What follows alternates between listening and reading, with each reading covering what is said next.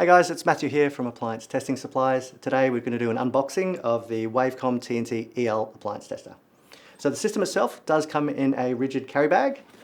Now inside, let's take a look.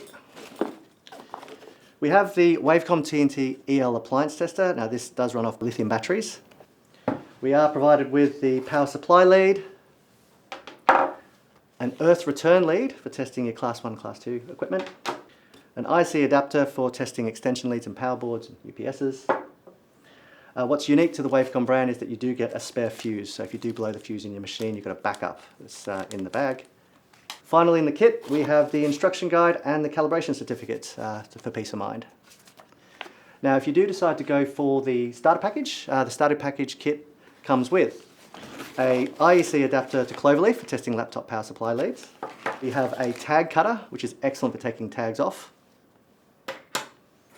We have a logbook for logging your test results. We have a pack of self-laminating heavy-duty test tags. These are multi-packets, 25 of each color.